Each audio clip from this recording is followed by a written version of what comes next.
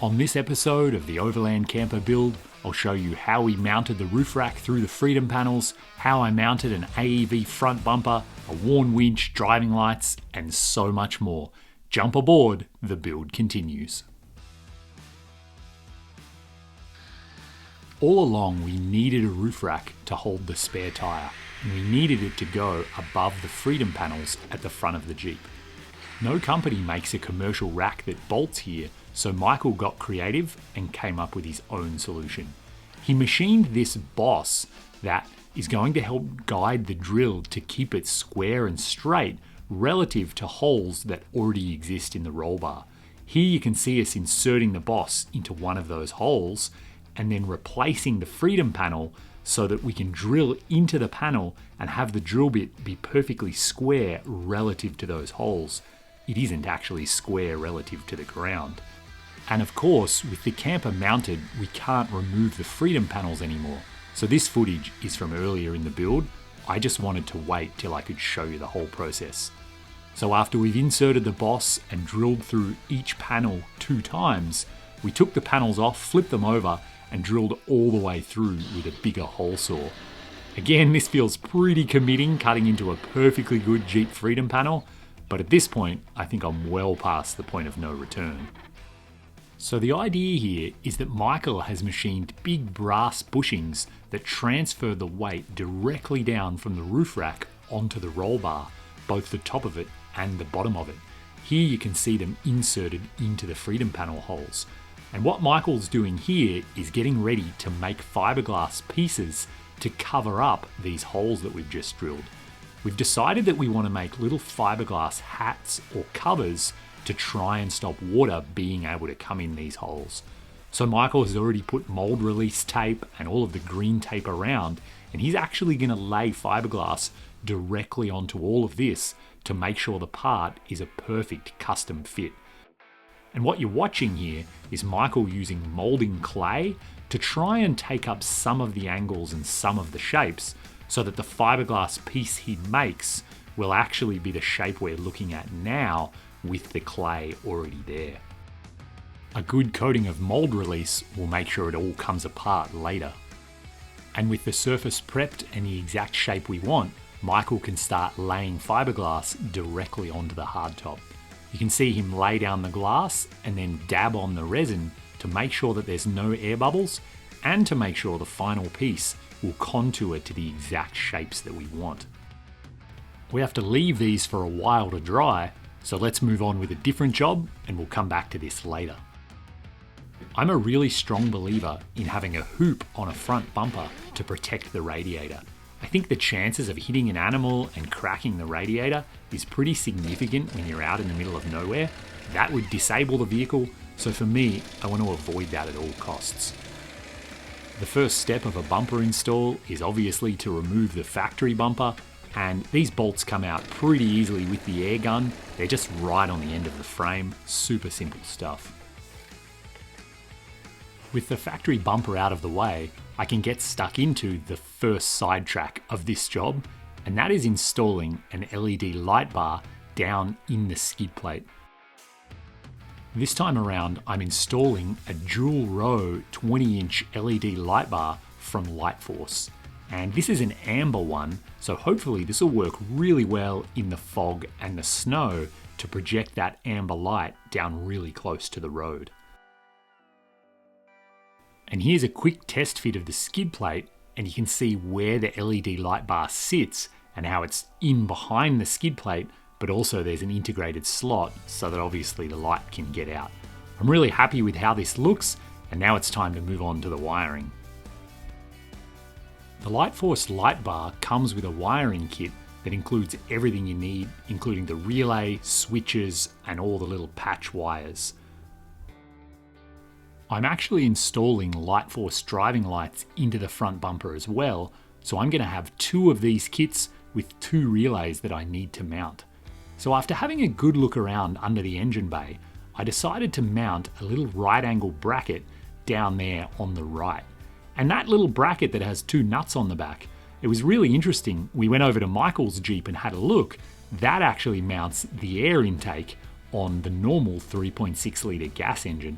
Of course, mine's a diesel and everything is reversed, so on mine, that bracket is still there, it just is completely unused. And you can see I'm doing a bit of cardboard aided design here to figure out the size of the bracket that I need. Here I'm just doing a bit of a test fit to make sure that they'll both actually fit side by side. It's a pretty tight space, but I think it's going to work well. Back home, Dad and I do pretty much everything with a hacksaw and a vise, and although Michael has fancier tools for this job, sometimes I like to go with what I know works. So I cut some bolts down, I cut the bracket to size, and I'm pretty much good to go. It does occur to me though, before I lock all of this in, maybe I better make sure it actually works. On the Australian Gladiator, I wired up the driving lights and the LED light bar so that they could only be triggered when the high beams were on. I really like this because then when you're driving towards a car with your high beams on, all you need to do is turn your high beams off and that turns off the driving lights as well. So I'll do something really similar this time. I'm just changing it a tiny bit. With one of the OGS switches on the dash and the fog lights on, that'll make the LED light bar come on, and with a different OGS switch on the dash plus the high beams, then the driving lights will come on. So what you're seeing here is me splicing into all the factory wiring to make it actually function that way, and I'm running all the wiring in behind that light and in behind the grille. Here's the finished product. I'm really happy with how it looks. It's all neat and tidy and it works well. Now it's time to get back to the front. No, actually, not the front bumper. It's time for the next Sidetrack. Now I need to install the winch. I've been running worn winches for quite a few years around the world now, and they've always saved my bacon and get me out of my own poor decision making. This is the Xeon 10S, actually identical to what I had on the Australian Gladiator and the Jeep I drove around Africa. And that one on the Africa Jeep, it's closing in on 10 years old, some of the harshest conditions on the planet, tons of Canadian winters now, and it still works perfectly, exactly the same as the day I bought it. That's the winch for me. The winch mounts as low down as absolutely possible so it doesn't block airflow to the radiator. And when mounting it, the most important thing is the torque spec for the bolts that hold it to the winch mount. I can't help but laugh every time I have to use foot-pounds. Who keeps the metric system down? We do.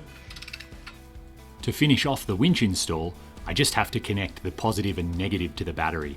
I do a little bit of creative routing, but with some zip ties it all comes out pretty neat, and now that it's wired up, I can actually use the winch to pull in the excess line that I pulled out while I was mounting it. As you've probably guessed by now, I'm installing AEV's EX front bumper, and this is the same one I installed on the Gladiator that I had in Australia. So again, I'll give you the cliff notes on the installation, but there is a full video. I'll throw the link up the top if you want to see every step along the way. And this bumper, there's no doubt about it, it's the best on the market. It's hot stamped boron steel, so it is extremely durable. It's pretty lightweight. It has the best rust and corrosion coating in the industry, and it absolutely looks factory. This is the EX version, so it completely covers the wheels. It's not a stubby bumper. And Jeep themselves now are actually installing this on factory Jeeps. So that's fantastic when you're driving around the world to make your vehicle look and actually be factory. You're gonna have way less trouble with the police. Everything's just gonna go a lot smoother. And here we're putting an ultra hook from Factor 55 on the front of the winch line, and you can see the Lightforce driving lights as well. Again, this is all identical to what I had in Australia. It worked flawlessly there. So to be honest, I see no reason to change the plan. And here I'm installing the outer wings on the bumper that really cover the tires. And you can get this in a stubby version where these are much shorter. And you can see this thing looks incredibly good. I mean, that's the best looking factory Jeep bumper ever. Alright, so enough with the front bumper, it's time to get back to the roof rack. And when we looked and researched, there aren't really any racks designed to bolt through the Freedom panels. So what we've decided to do is run a Rhino Rack Pioneer platform and modify it to meet our needs. And I chose this rack because it's exactly what I had in Australia. It worked flawlessly then. I see absolutely no reason to change. And as I said, we need to modify it a little bit. So this is exactly the right width for the Jeep, but it's longer than we need it to be because of where the camper is and where the windshield starts. So what I'm doing is cutting 7 inches off the length of the rack. That means I have to cut every single one of the slats and also the side pieces as well. It will make it quite short lengthwise, but we think it'll still be usable. The rack comes with really good instructions that are easy to follow, and even a little torque wrench so you make sure you get all of these bolts done up just right. As well as the rack itself, we're installing these little side rails from Rhino Rack, which I think will really help tie the rack into the front of the camper and get rid of some of that boxy look. And now back to the fiberglass caps from earlier.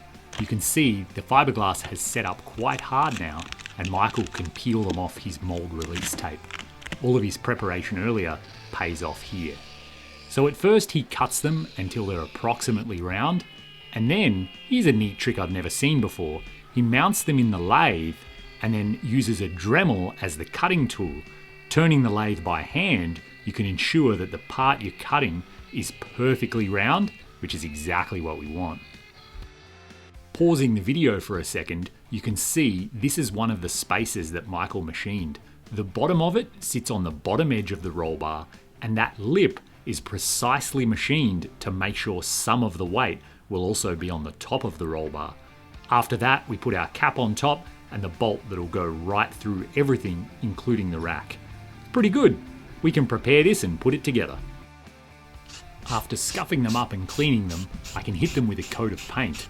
As well as the caps that'll keep water out, Michael has also machined up these little aluminium blocks that'll stop the roof rack from spreading on the bottom. You'll see later when we assemble it together. And also, I need to paint the ends of the rack where I cut off that extra length. This is all anodized aluminum, so I'm not too worried about it corroding, and you can't see this anyway. There's no way you'd ever be able to know that we cut this rack down, other than it's smaller than anything that Rhino Rack officially sell. Once the paint dries, we can start assembling everything. So I've already scuffed up the hardtop and cleaned it back with alcohol and primer, and we're ready to bond things together using our fancy glue that we love so much. We've already practiced this on Michael's, so it occurred to us we don't actually have to do this the stressful way and try and deal with the wet glue and the rack at the same time. We can do this in a couple of different steps. So first, we're actually just going to glue down the cap or the piece that Michael made to keep the water out. You can see how many layers there are here, how many pieces in play, and our goal is really to seal this as much as possible. We don't want water to be able to run down these bolts or to come in those big holes that we drilled in the hardtop. There's something satisfying about watching the goo squish out.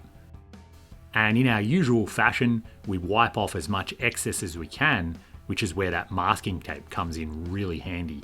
We get a really perfect bond line and you essentially can't see it at all. Now Michael's making some aluminum spacers that sit on top of those caps to keep the rack spaced above the Jeep hardtop. Right. And now we can put everything together. With a high tensile bolt from below and those spacers with a fresh coat of paint on top, the whole system starts to make sense. We really want to make sure water has no chance to get in, so we add more of our favourite adhesive on every side of every piece. As a final touch, we put the anti-spreader plates on, and you can see the rack will sit in that groove and the plates stop the aluminum of the rack from spreading if there was ever enough force to do that. And now finally, all we have to do is carry the rack over, line everything up, and do up the big bolts. You might just be able to see we've inserted threaded square blocks into the rack, and the bolt from below is threading up into those. That's what provides the whole thing to squish down and be nice and firm. With the high tensile bolt, we could actually do it up really tight, although we don't think that's necessary. Just nice and snug will be plenty enough for our needs. And the final thing to do is to put the spare tyre up on the rack where it'll live permanently. And I'll get into this later about getting the spare up onto the roof and off the roof. You can see it's pretty heavy and it's not going to be the easiest thing to do on the side of the road by myself. With the two of us though, with a little bit of planning, it was pretty easy to hoist up there. We threw a rag up on the rack just so we wouldn't scratch it. I've already taken the spare off once, and interestingly, it's harder to get down than it is to get up. The tread on the side of the tyre really bites into the little Rhino Rack rail, and the hard part is I don't want to just throw it off because it might bounce back into the Jeep. It would make a pretty good dent in the aluminum door, I think. To keep the tyre snugly on the rack, we're using this tie-down system from Rhino Rack designed specifically for spare tyres. It's quick and it seems really sturdy, which is exactly what we wanted. And in my usual fashion, I secure the tyre with a tie-down from Rhino Rack. This is keyed to be the same as a few other things that I'll be running, so it's a handy way to make sure someone can't easily take my spare wheel and tyre, but it's not too inconvenient for me to just undo the little padlock. So there we have it. That has been another huge build episode. I hope you're enjoying the progress, and obviously I still have so much more to show you. I need, as always, to say a big thanks to my Patreon supporters who make all of this possible. They're getting tons of behind the scene content. They've already seen the interior layout and they know exactly where I'm taking this thing around the world. So if you're interested, check out the link down in the description. You can head over to Patreon and get all those great benefits. But until next time, I need to say thanks for watching, have fun out there, and maybe I'll bump into you on the road.